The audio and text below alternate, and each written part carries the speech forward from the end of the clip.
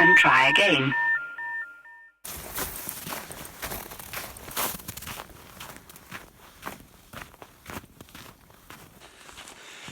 Fa una setmana estava buscant sol, calor i la vaig trobar, sí. Ara estan caient 4 floquets de neu, estem a uns 4 graus sota zero, em sembla. I és fantàstic això, és molt maco. Va nevar, el cap de setmana passat va nevar molt, ja era hora, i això és una part de la illa d'Antelope, la part oest. I bueno, he estat veient aquí uns quants bisons.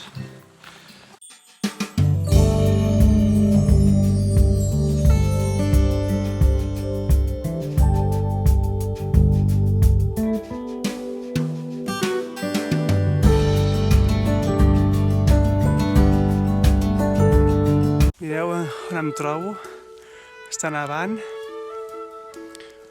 Tenim una borrasca per aquí darrere, el llac aquí, el del Gran Salat.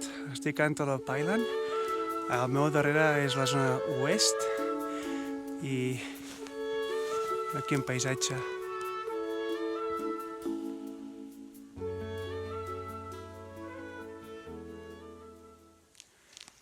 En aquests moments és quan es gaudeix moltíssim del silenci en aquest indret ple de neu, i volia fer aquest vídeo per ensenyar-vos una cosa.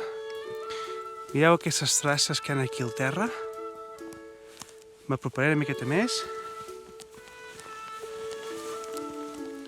Són les petjades que han deixat els bisons. Sempre que vinc aquí intento mantenir una distància prudent, la de seguretat. I tot i que no he tingut mai cap ensurt, sempre has d'estar atent i respectar-los, que no molestar-los, que no es posin agressius. Normalment no passa mai res. Sí que és veritat que alguna vegada potser hi ha hagut algun encontre amb algun corredor o amb alguna cosa inesperada. Llavors sí que fins i tot hi ha hagut gent que ha mort. Però vaja, en principi no hauria passat res. Ara estic caminant sobre la neu i no hi ha ningú més al meu voltant. És maquíssim això. A mi la neu m'encanta.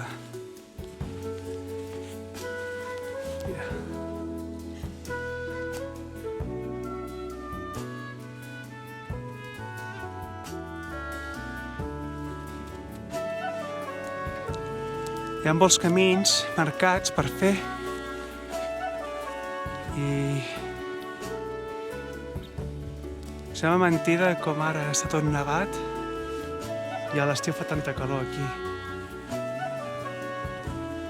No les tinc totes, de venir sol, però bé, aquí a les petjades dels bisons.